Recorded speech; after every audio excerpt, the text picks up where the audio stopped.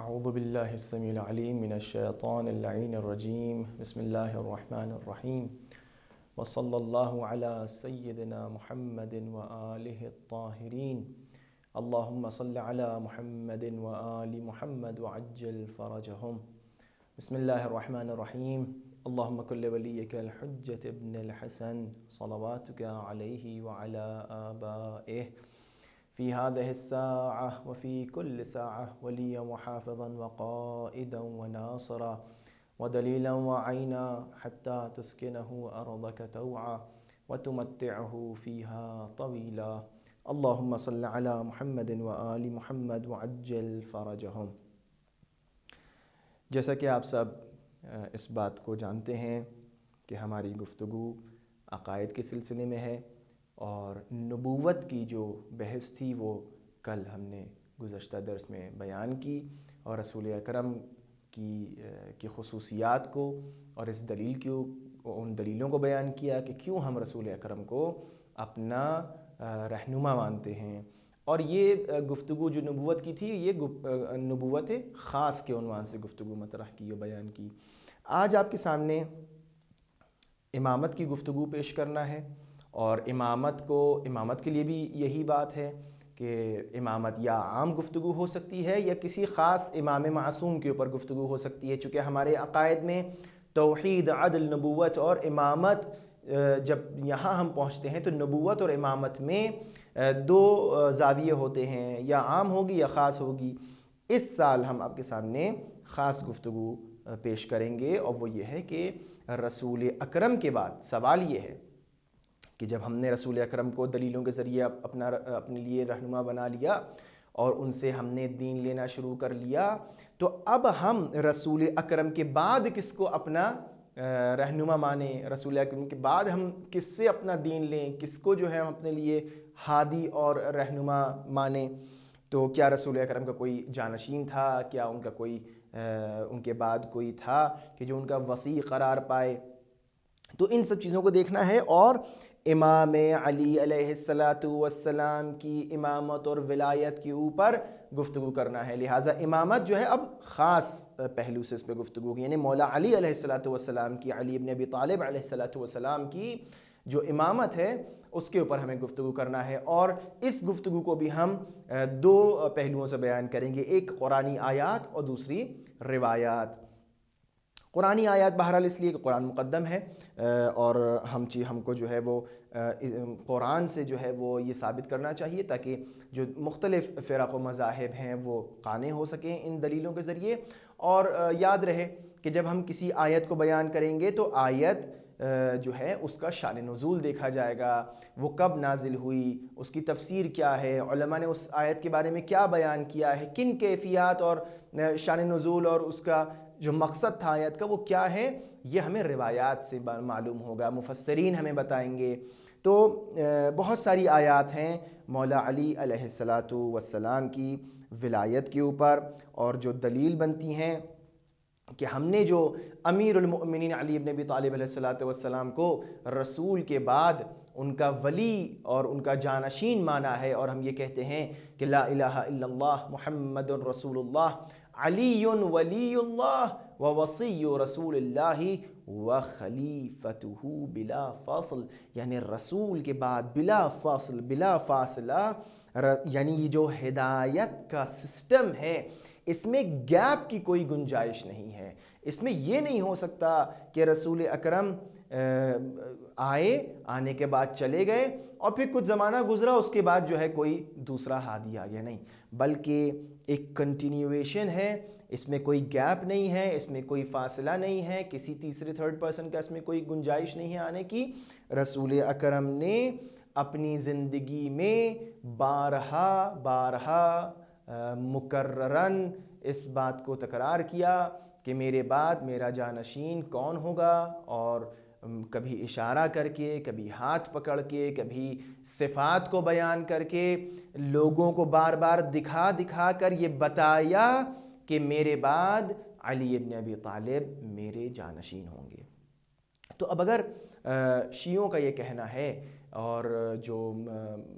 شیعہ اثنا عشری ہیں ان کا یہ ماننا ہے کہ بھئی 12 امام ہیں، 12 جانشین ہیں، ان میں سے پہلے علی ہیں اور اس میں کہ آخری مہدی عجل اللہ تعالی فرجہ الشریف ہیں، تو اس کی کیا دلیل ہے؟ آپ کیوں علی ابن ابی طالب علیہ السلام کو پہلا مانتے ہیں؟ تو دیکھیے، اس وقت ہم مباحث اور گفتگو آپ کے سامنے پیش کریں گے، اور اس کے بہت سارے مقصد ہیں اس گفتگو کو پیش کرنے کے۔ سب سے پہلا مقصد یہ ہے، اور سب سے اہم ترین مقصد یہ ہے، اور کوئی لڑائی جھگڑا یا کوئی ایسی بات نہیں ہے کہ ہم کسی پہ کچھ تھوپنا چاہ رہے ہوں، ہر ایک آزاد ہے، اور وہ اس کو دعوت فکر دینا اصل مقصد ہے۔ اصل یہ ہے کہ ہم خود جس عقیدے پر ہیں اس کو سمجھ سکیں، اور اگر یقیناً الحمدللہ ہمارے والدین، آپ میں سے بہت سارے لوگ سننے والے ہیں ایسے کہ جو امیر المومنین علی ابن ابی طالب علیہ السلام کو پہلا امام مانتے ہیں، رسول کا بلا فصل جانشین مانتے ہیں، اور جو لوگ بہت سے ایسے سننے والے ہیں کہ جو اس بات پر عقیدہ نہیں رکھتے، تو کوئی لڑائی جھگڑا نہیں ہے۔ آئیے ہم بتاتے ہیں، ہم اپنی دلیلیں رکھتے ہیں سامنے، اور پھر اس کے اوپر گفتگو کی جائے۔ علماء نے بے پناہ بحث کی ہے، آج سے نہیں، جب سے یہ مسئلہ ہے تب سے یہ بحث کی جا رہی ہے، اور ایک دعوت فکر ہے اور ایک علمی گفتگو ہے۔ تو لہٰذا آئیے دیکھیں کہ جو ہے وہ کس طریقے سے ہم اس بات کو ثابت کرتے ہیں اور بیان کرتے ہیں قرآن مجید کی روح سے۔ یوں تو بہت ساری آیات ہیں، لیکن وقت کو مد نظر رکھتے ہوئے جو اہم ترین آیات اور جو بہت مشہور آیات ہیں اس سلسلے میں، کہ جس کو ہم اور آپ مسلسل سنتے رہتے ہیں مجلسوں کے ذریعے، ڈیفرنٹ لیکچرز اور پروگرامز اور جو دروس ہوتے ہیں ان میں ان آیات کو سنتے رہتے ہیں۔ آپ میں سے اکثر الحمدللہ ان آیات کو حفظ کیے ہوئے ہوں گے اور ان کو یہ آیات یاد ہوں گی، اور جن کو یہ آیات یاد نہیں ہیں وہ ضرور ان کو حفظ کر لیں، بھلے ہی وہ ٹکڑا اور وہ حصہ کہ جس کے اندر جو ہے وہ مین استدلال چھپا ہوا ہے۔ تو آئیے دیکھیں، سب سے پہلی آیہ کریمہ جو آپ کے سامنے بیان کرنا ہے وہ یہ ہے کہ جس کے اندر سورہ مائدہ میں آیت نمبر 67 میں خداوند عالم ارشاد فرما رہا ہے، جس کو ہم آیہ تبلیغ کے عنوان سے کہتے ہیں۔ اس آیت کا نام رکھا گیا ہے آیت تبلیغ، آیت تبلیغ یا بلغ، پھر اس کے لفظ بلغ آیا ہے۔ کیا ہے آیت؟ بسم اللہ الرحمن الرحیم، یا ایہا الرسول بلغ ما انزل الیک من ربک فإن لم تفعل فما بلغت رسالتہ واللہ یعصمک من الناس۔ اے میرے رسول، اے میرے حبیب، یا ایہا الرسول۔ اب یہاں پر بہت سارے نکتے ہیں، بہت ساری باتیں ہیں آیت کے سلسلے میں، آیت کے حوالے سے، لیکن ظاہر سی بات ہے جو مختصر پوائنٹس ہیں، کی ورڈز ہیں، وہ آپ کے ہم حوالے کر دیں گے انشاءاللہ۔ مزید تحقیق آپ بھی کریے،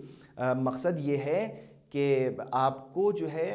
اشارتاً بہت ساری باتیں بیان کر دی جائیں، اور اصل بات جو ہے وہ سرا آپ کو دیا جائے، باقی انتہا خود، باقی راستہ آپ خود طے کریے اور انتہا تک پہنچیے۔ تو انشاءاللہ ہم اکثر باتیں بیان کر دیں گے، اور بہت ساری باتیں جو ہیں وہ ہوم ورک کے عنوان سے یا تحقیق کے عنوان سے آپ انشاءاللہ اس کو انجام دیجیے گا۔ تو اب یہاں پر آپ دیکھیے کہ یا ایھا الرسول بلغ ما انزل الیک من ربک فإن لم تفعل وإن لم تفعل، یہ بہت ضروری یہاں پر کہ وإن لم تفعل، اگر آپ نے انجام نہیں دیا۔ میں پہلے آیت کا ترجمہ کر دوں کہ یا ایھا الرسول بلغ، اے میرے رسول، اے رسول آپ پہنچا دیجئے، ابلاغ کر دیجئے، الیک من ربک، کیا چیز؟ ما انزل الیک من ربک، جو چیز نازل ہوئی ہے آپ کے اوپر اللہ کی طرف سے، رب کی طرف سے، آپ کے رب کی طرف سے۔ وَإِن لَمْ تَفْعَلْ، اور آپ نے اگر اس کام کو انجام نہیں دیا تو فَمَا بَلَّغْتَ رِسَالَتَهْ، تو گویا آپ نے، بلکہ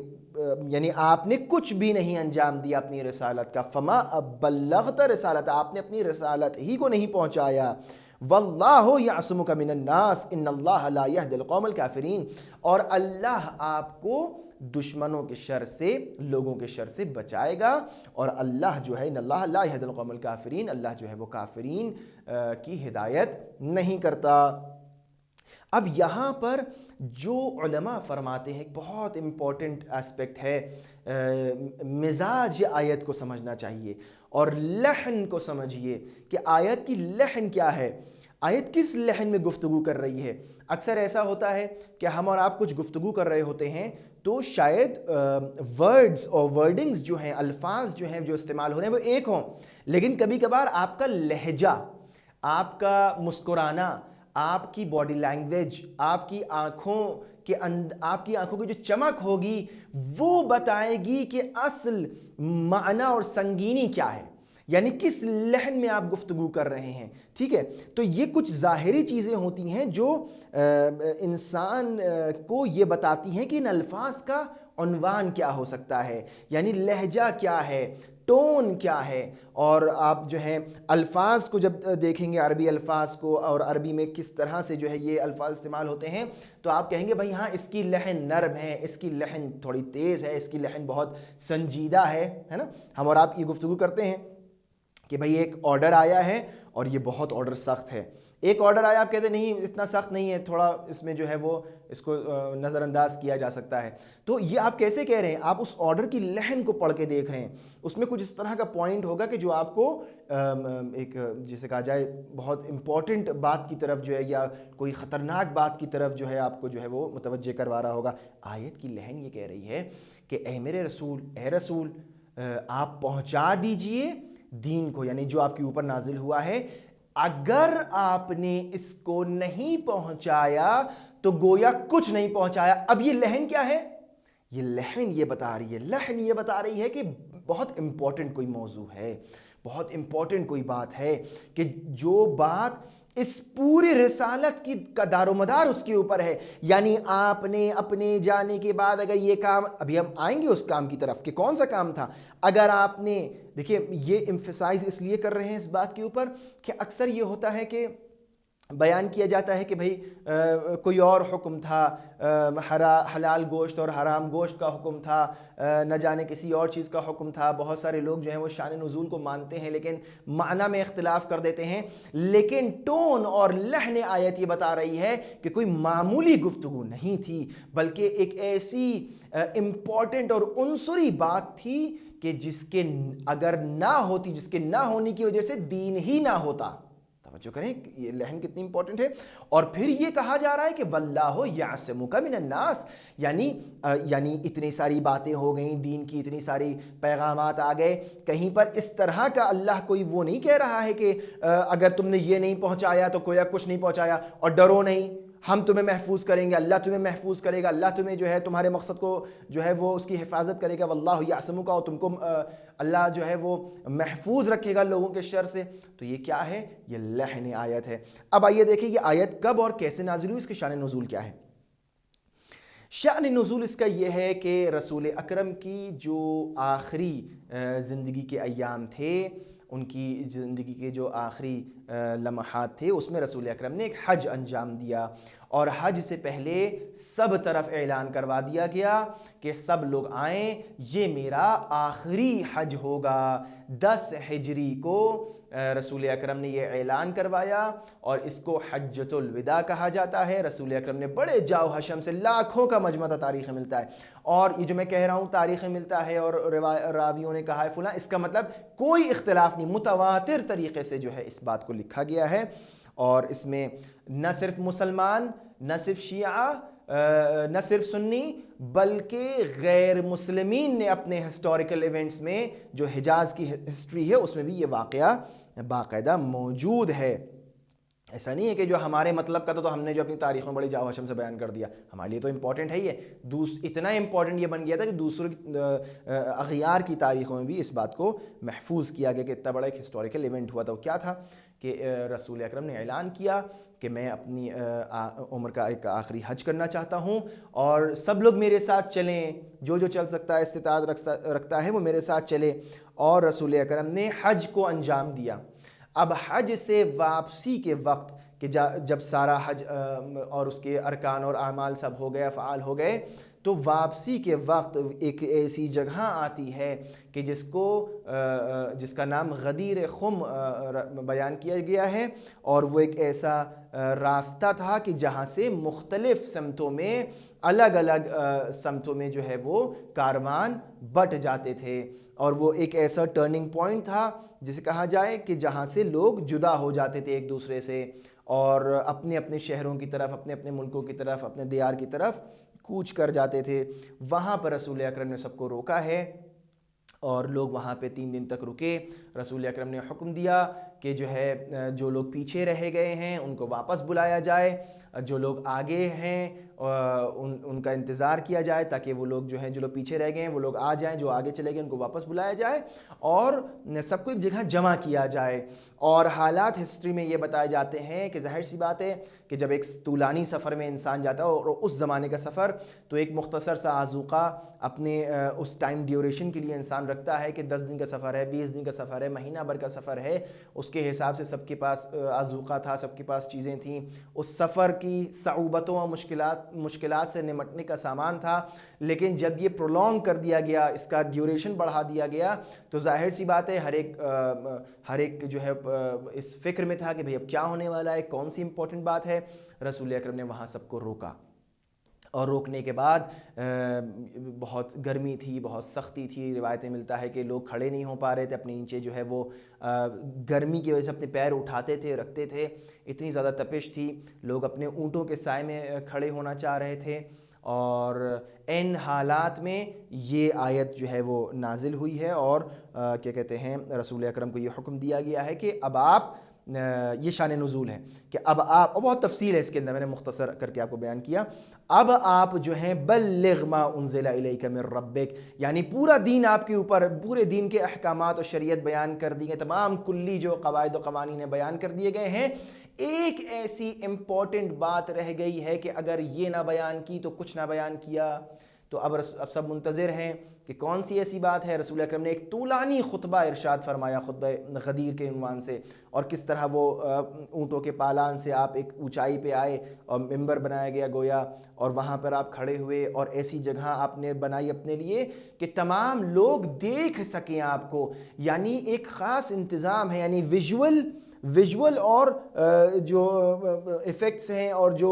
ضروریات ہیں، اور جس طرح کے سیناریو اور ایک سین رسول اکرم بنا رہے ہیں، اور انسان اپنے کانوں کو بھی آمادہ کرے، انسان اپنی آنکھوں کو بھی آمادہ کرے، انسان اپنی پورے حواس کو رسول اکرم کی طرف متوجہ کر کے اس پیغام کو دریافت کے رسول اکرم نے اور اللہ نے اس طریقے کا انتظام کیا ہے۔ اور پھر ایک طولانی خطبے کے بعد رسول اکرم نے مولا علی علیہ السلام کو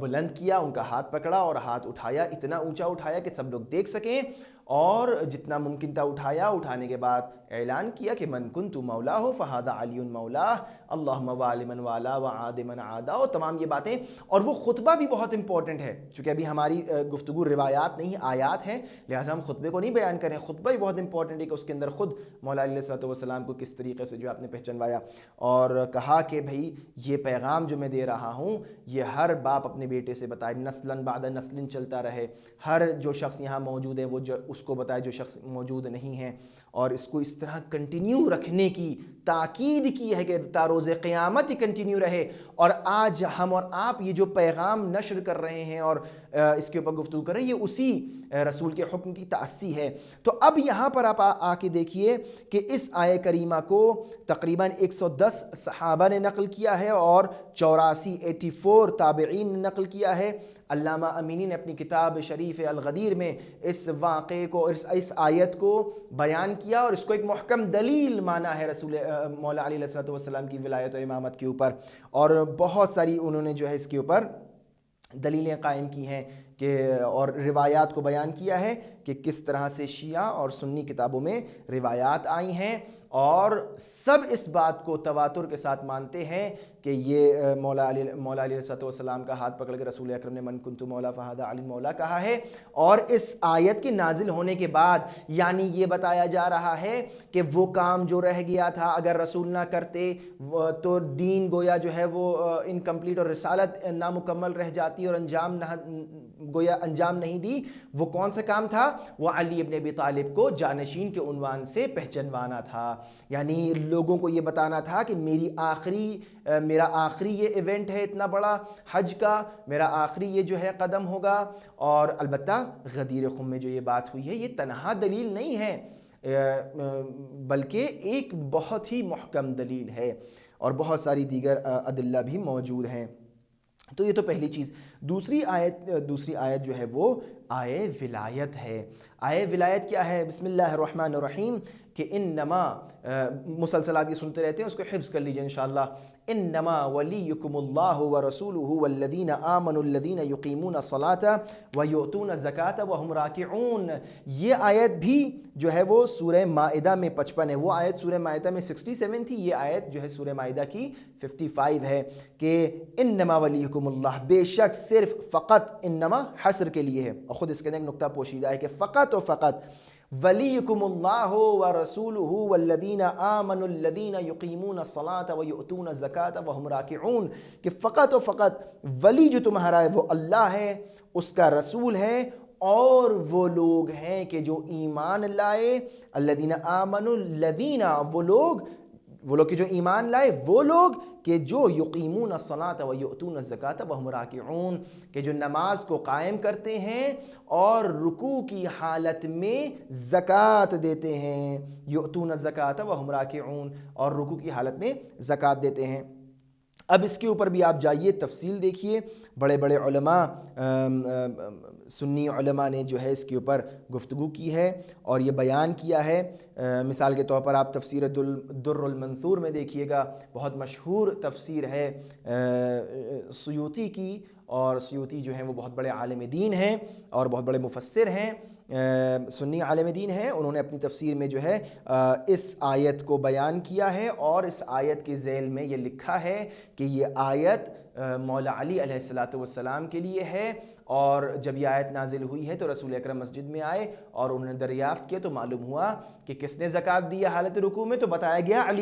علی مرتضیٰ نے جو ہے وہ حالت رکوع میں زکوٰۃ دی ہے۔ اسی طریقے سے واحدی اپنی کتاب اسباب النزول میں، اور زمخشری جیسے عالم دین جو کیا کہتے ہیں مفسر ہیں اور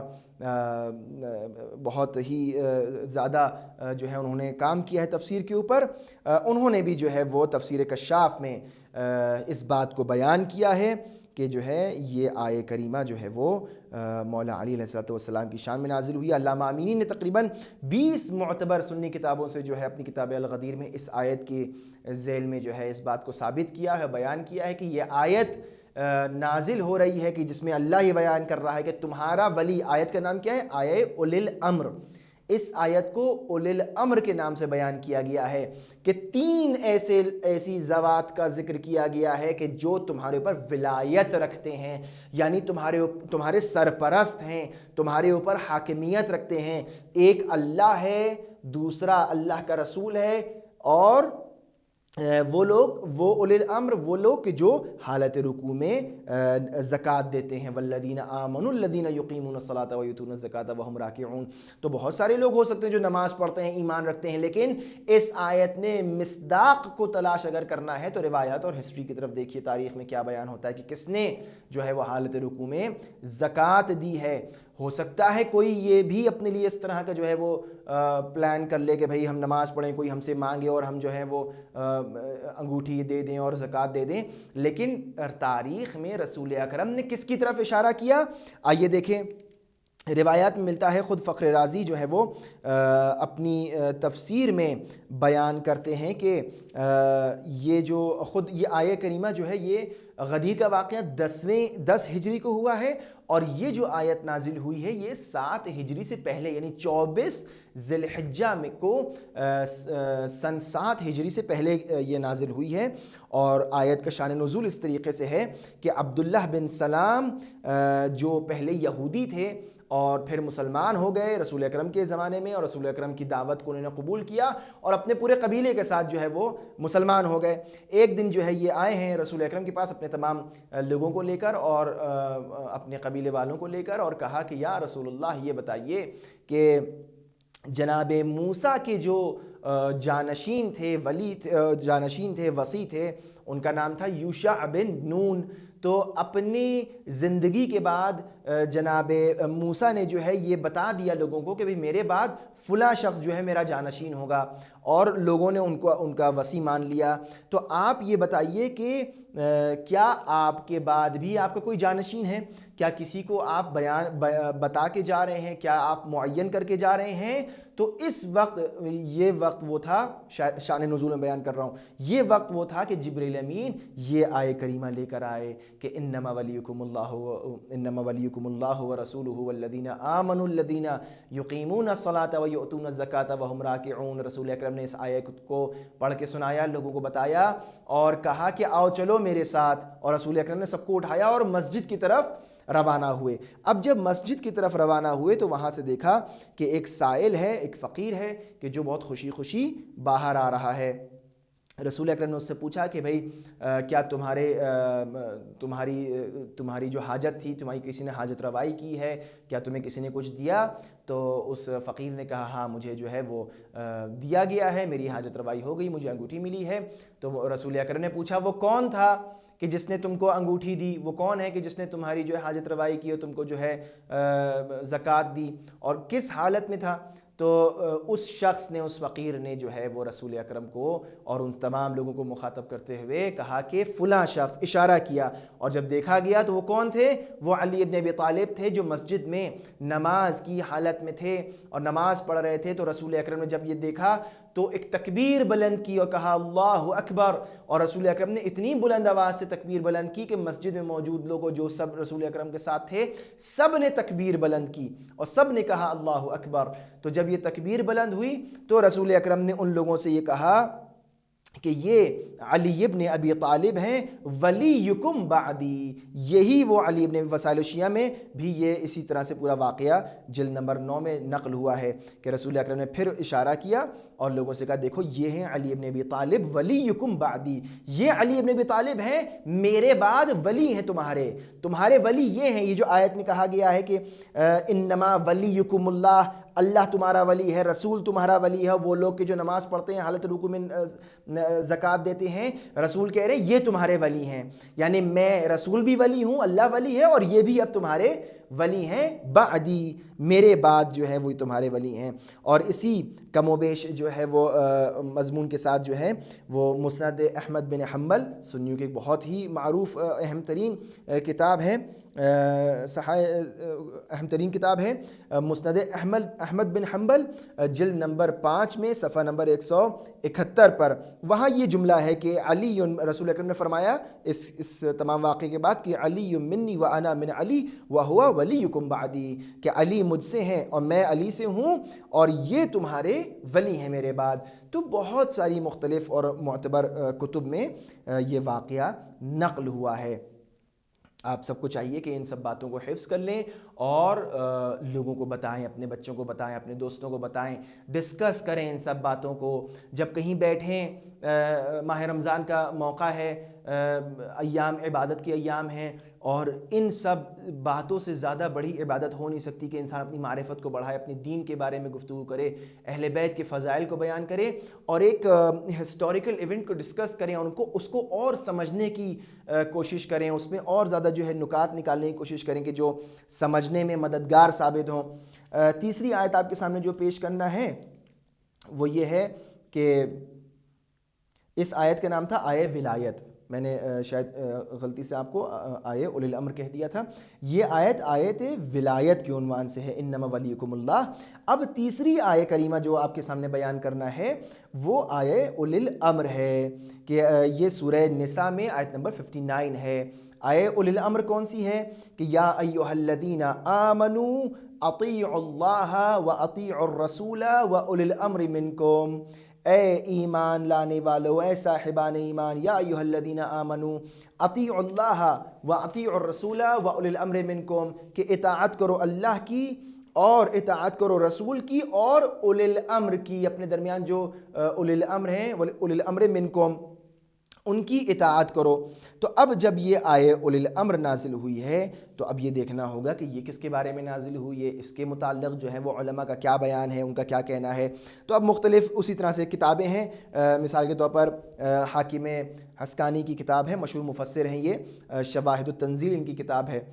تفسیر کی، اس کے اندر جو ہے وہ انہوں نے 5 روایات کو ذکر کیا ہے، معتبر روایات کو، اور اس سے یہ ثابت کیا ہے کہ یہ جو آیت ہے جو بیان کر رہی ہے کہ یا ایھا الذین آمنوا اطیعوا اللہ واطیعوا الرسول واولی الامر منکم، یہ آیہ اولی الامر جو ہے وہ اس کی آخری مصداق جو ہے وہ مولا علی علیہ السلام ہے کہ اطاعت کرو اللہ کی اور اطاعت کرو رسول کی اور اولی الامر کی۔ یہاں پر ایک نکتہ یہ بھی بہت اچھا ہے کہ یہ آیت مطلق ذکر ہو رہی ہے، یعنی اطلاق ہے اس کے اندر، کوئی قید نہیں ہے اس کے اندر،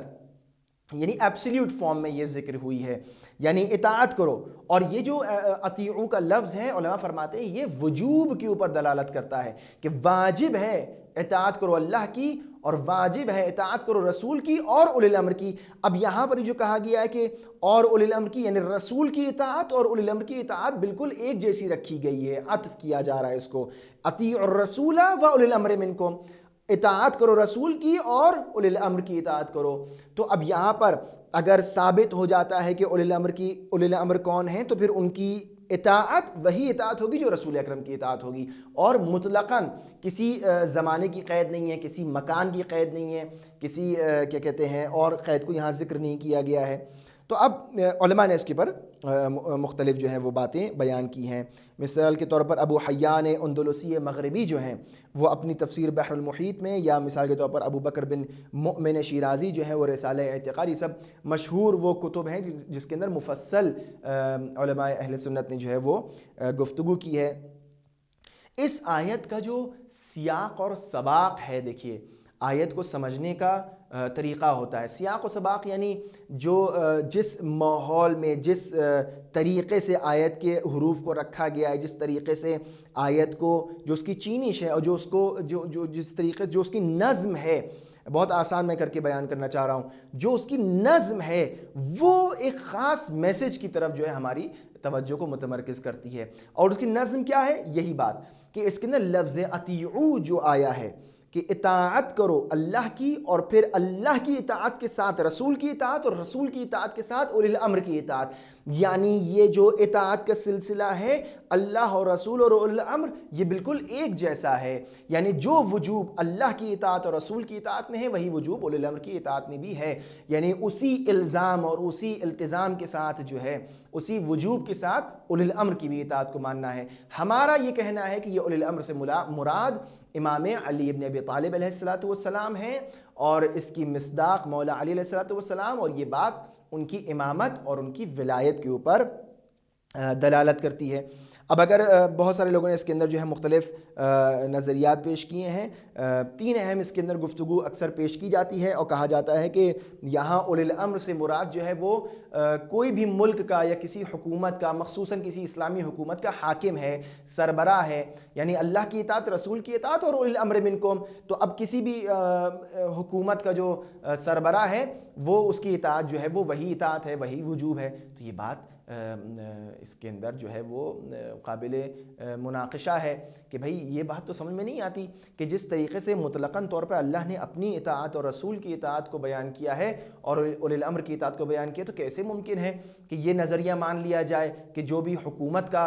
حاکم ہوگا اس کو ہم مانیں، درحالی کہ ہم دیکھتے ہیں کہ حکومت کے بہت ساری حکومتیں ایسی جو فاسد ہیں، جو ظالم ہیں، اور جو نئے کہ اسلامی نہیں ہیں بلکہ اسلام کے نام پر جو ہے وہ تمام طریقے کی جو ہے وہ منکرات کو پھیلاتے ہیں، تو ہم ان کو ولی نہیں مان سکتے اپنا، ہم ان کی اطاعت کو واجب نہیں کہہ سکتے۔ ہاں ہم نظم کے کسی ملک کے نظم کے خلاف نہیں ہیں، لیکن یہ کہ جو ان کو ہم شرعی ایک حیثیت دے دیں اور ان کی ولایت کے قائل ہو جائیں، یہ قطعاً قابل قبول نہیں ہے۔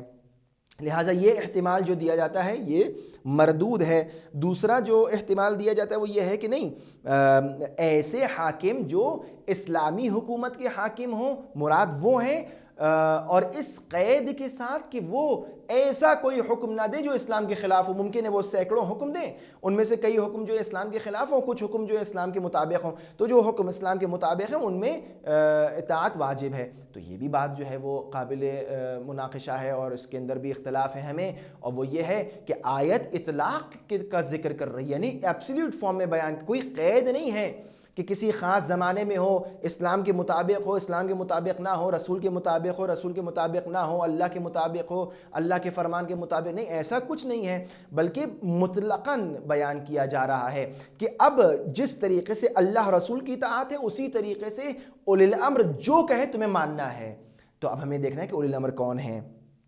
ایک اور نظر یہ پیش کی جاتی ہے کہ اس آیہ کریمہ سے مراد جو ہے وہ صحابہ کرام ہیں، لیکن یہ بات بھی جو ہے عقل میں آنے والی نہیں ہے. اس کی وجہ یہ ہے کہ بھئی صحابہ کرام جو ہے وہ ایک خاص وقت میں تھے، رسول اکرم کے زمانے میں تھے، اور اس کے بعد تابعین اور تابع تابعین ہوئے اور وہ سب کا زمانہ چلا گیا، لیکن یہ آیت ابھی بھی باقی ہے. یہ آیت مطلق ہے، کسی خاص زمانے سے مقید نہیں ہے، لہٰذا یہ بات بھی جو ہے وہ سمجھ میں نہیں آتی اور قابل قبول نہیں ہے. تو معلوم یہ ہوا کہ ہمیں اس شخص کو اپنا اولی الامر ماننا ہے کہ جس کے اندر جو صفات بیان کی گئی تھیں امام کے بارے میں، اس کے اندر وہ صفات ہوں، عدالت ہو، شجاعت ہو، علم ہو، تمام فضائل اور کمالات ہوں، عصمت کا وہ مالک ہو، اور وہ اس طریقے سے رہنمائی کرے کہ جس کے پاس علم لدنی ہو اور جو واقعاً رسول کا جانشین بننے کے لائق ہو، اس کے اندر یہ صفات ہمیں نظر آ رہی ہوں. یہ شخص جو ہے اس کی اطاعت اللہ اور رسول کی طرح واجب ہے. تو اب ہمیں ایسا شخص ڈھونڈنا ہے، اور علماء کرام نے بیان کیا کہ اولی الامر سے یہاں مراد امیر المؤمنین علی ابن ابی طالب علیہ السلام ہیں. بہرحال آیے صادقین بھی تھی کہ کونوا مع الصادقین، اور ڈیفرنٹ اور بھی آیات ہیں. سورہ توبہ میں آیت نمبر 119 بھی آپ دیکھیے گا، یا ایک آپ کا ہوم ورک بھی ہو سکتا ہے کہ آپ جا کے دیکھیے کہ سورہ توبہ کی آیت نمبر 119 میں کیا بیان ہوا ہے. مختلف کتابیں ہیں، احقاق الحق ہے، الغدیر ہے، اور المراجعات ہے. یہ بہت آسان، المراجعات بڑی اچھی کتاب ہے، آسان کتاب ہے، کافی زبانوں میں اس کا ٹرانسلیشن ہو چکا ہے. تو ان سب کو بھی آپ دیکھ سکتے ہیں، اور مزید آیات کو نکالیے کہ جہاں پر بہت ساری اور آیات ہیں جو کہ اب وقت میں گنجائش نہیں ہے زیادہ تفصیل میں جانے کی. تو مولا علی علیہ السلام کی امامت کی ہم خاص گفتگو کر رہے ہیں. اس میں ہم مولا علی علیہ السلام کی امامت کو، ان کی ولایت کو ثابت کر رہے ہیں، اور ہم نے یہ 3 آیتیں آپ کے سامنے پیش کی. آیہ بلغ ہے یعنی آیہ تبلیغ ہے، آیہ ولایت ہے، اور آیہ اولی الامر ہے. اور 2 آیتیں ان میں سے سورہ مائدہ میں ہیں، ایک آیت جو ہے وہ میں نے بیان کیا سورہ نساء میں ہے. اور ان آیت کو ضرور آیات کو دیکھیے، اس کا ترجمہ ایک دفعہ پڑھیے، کچھ مختصر تفسیر اس کی دیکھنے کی کوشش کریے. اور یہ آیتیں دلالت کرتی ہیں امام علی ابن ابی طالب علیہ السلام کی امامت اور ولایت کے اوپر. انشاءاللہ اگلا جو ہمارا آپ کے ساتھ جو سیشن ہوگا، جو لیکچر ہوگا، اس کے اندر ہم روایات کچھ بیان کریں گے کہ جس کے اندر مولا علی علیہ السلام کی امامت اور ولایت کا کے ثبوت کے عنوان سے ذکر کریں گے. تو 2 حصوں میں ہم نے مولا کی ولایت کو اور امامت کو بیان کیا، ایک آیات اور دوسرا حصہ انشاءاللہ اگلے جلسے میں جو روایات کا حصہ ہوگا. تو اسی کے ساتھ دعا کرتے ہیں کہ پروردگار عالم انشاءاللہ ہم سب کو راہ حق پر چلنے کی توفیق عطا فرمائے، اہل بیت کی تأسی اور ان کی پیروی کرنے کی توفیق عطا فرمائے، اور ان بابرکت ایام میں، عبادتوں کے ایام میں ہم سب کو بہترین عبادت کرنے کی توفیق عطا فرمائے. والسلام علیکم ورحمۃ اللہ وبرکاتہ.